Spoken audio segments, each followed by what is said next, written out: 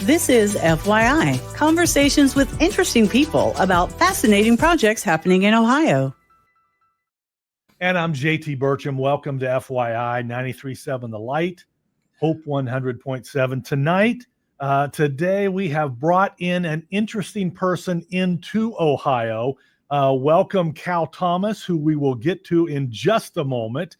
But first of all, Brian Ray, thank you for being here. You're bringing Cal Thomas to an event right here in Ohio. We're going to hear from Cal in a second. Tell us about the event, and why Cal Thomas? Well, the event is to promote scholarships for Legacy Christian Academy students through a scholarship granting organization that was created by an act of the Ohio legislature about 3 years ago.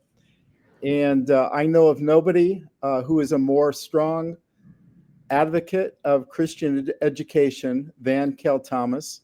So he was the logical choice to bring to promote our SGO, which is the Legacy Education Affordability Fund.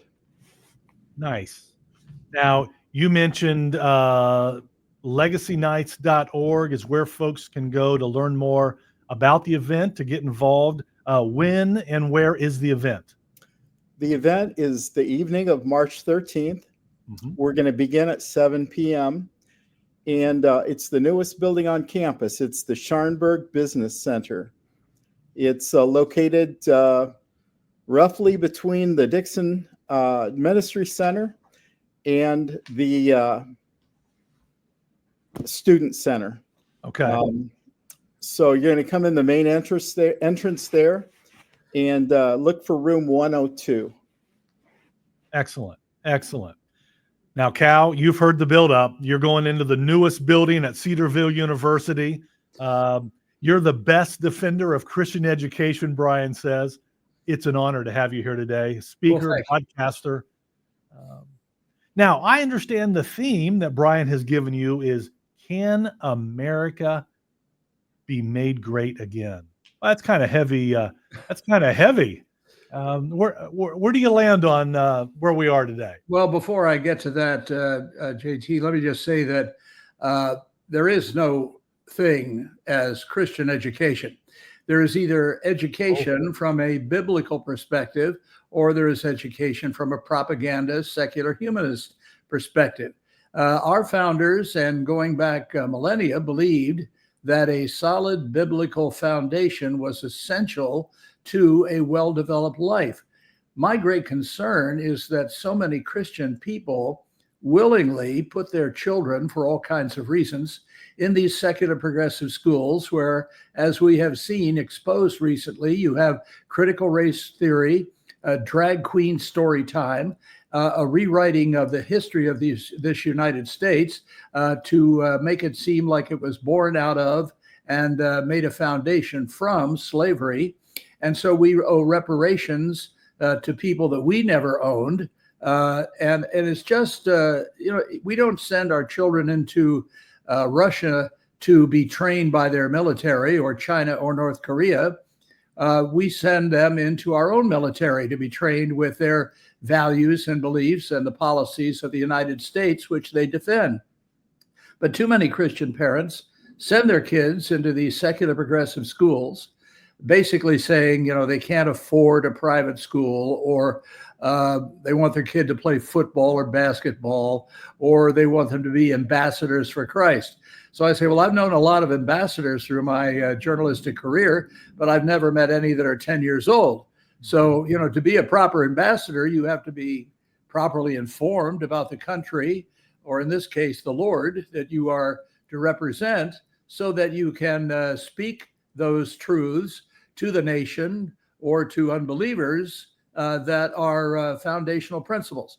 So having said that, what makes America great? What makes any nation great? I'm not going to give you the whole talk right now, because then people wouldn't have to come. But there are biblical principles in both Old and New Testament. God has a lot to say about nations, and he has a lot to say about what he finds approvingly in nations, whether they're righteous or not, whether they are obedient to his word or not. And it has nothing to do with the strength of our military or how much wealth we have or our location on the planet. It has to do with other things. Government is limited in what it can do in the spiritual level, even if it succeeds in the military and economic level. So we'll be talking a little bit about that. Yeah. Now I'm going to change gears just a little bit. How often do you make it to Ohio, and what do you like about Ohio, Cal? Well, not enough. Well, I've been to Dayton, and I've been to Cleveland, and I've been to Canton and Springfield, and all over Ohio. It's a great state. It really is a bellwether state when it comes to elections, and a key state for whoever's running for president. And of course, J.D. Vance is from Ohio, our new vice president. So it's really a part of Middle America. And I understand that Dayton, Ohio, where I'll be flying into, is the last city in America to have electric buses. I think I was there once when they were just about to be retired, and it was really amazing to watch them. Yeah, pretty interesting. Brian, you ever ride any of those? I have not. Well, maybe when I was a kid in Fort Wayne, but yeah, it's been a while. Yep. Well, we are happy and honored to have you coming to Ohio. Again, I heard Brian say earlier, I believe it's March 13th, just a few days away. And we encourage folks to come out. And now, if someone couldn't be there, what kind of, come on, can America be made great again? Not everyone is going to be able to come to hear the answer. It's not a yes or no, answer. Well, I would hope that, are they going to live stream it, Brian? I don't know. Will they? We can pursue that. Oh, yeah. Here you go. Well, that would be helpful, I think. Well, I think that, first of all, I'm big on definitions. Sure. Francis Schaeffer taught me this years ago. You can use a word and everybody in a circle around your table will nod as if they understand it. But then if you ask somebody, each of those people, to define a word, you might get 5 or 6 or 7 different definitions. So what does greatness mean? Does it mean a strong military that's able to defeat our enemies? Does it mean a strong economy where everybody or most people have a lot of money? Or does it mean a strong moral base where we know and we teach right from wrong, good from bad, good from evil? I tend to rest on the third, and that certainly is what gets God's attention. The verse, righteousness exalts a nation, but sin is a reproach to any people, is going to be something that I'm going to be expanding on in my talk. Are we a righteous nation? We sing God Bless America at baseball games and at other occasions. It's a very nice little song. But my question is, why should God bless America? What are we doing to earn and to gain his favor? This is an important question. And is he impressed by the strength and size of our military or our economic power? Or does something more basic impress him? And more importantly, does something more basic get his blessing? And so I'll be talking a little bit about that, I think, as well. Yeah, good words. Yeah, what makes us great? Only to be great in God's eyes. It should be our pursuit. That's right. Cal, what keeps you busy these days? I know years you've been speaking, you've been on radio, you're in papers all across America. What's keeps you busy these days? Well, I think you've just covered some of it, JT. I write 2 columns a week. Next month will be 41 years, more than 4,000 columns, never missed a deadline. Some people call that commitment. Other people call it obsession. I'm leaving it up to others to decide. I do 5 radio commentaries of 1 minute each that are on a couple of hundred radio stations around the country. I appear weekly on a radio station in Dublin, Ireland, to talk about U.S. politics. And I do a little bit of speaking here and there. So I'm kept pretty busy. I enjoy what I do. People say, when are you going to retire? I said, well, I've never been able to find out anything I could do that I like better than what I'm doing right now. So as long as I have my health and the direction and blessing of God, I guess I'll keep doing what I'm doing until he decides otherwise. Yeah, there we go. Brian, thank you for being with us. I don't mean to make you be quiet. Any particular questions you have for Cal? Anything you want to ask Cal while we have him here answering all of our questions so graciously? Oh, wow. What a I didn't prepare for that. I that's expect to okay. have some That's time all with right. him when he gets here. There you go. Okay. Right from the airport. Yes. Exciting. So now, Brian, back to you real quick. Talk a little bit about Legacy Academy and why you're doing this event again.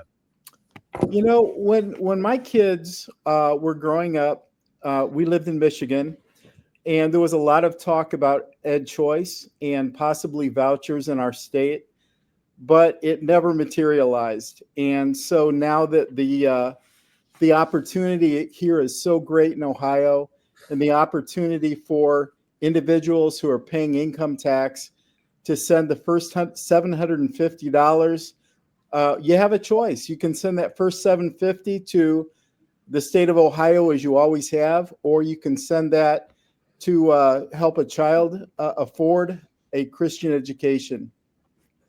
Yeah. And for my wife and I, the question is, it's a no-brainer. And this is a great opportunity.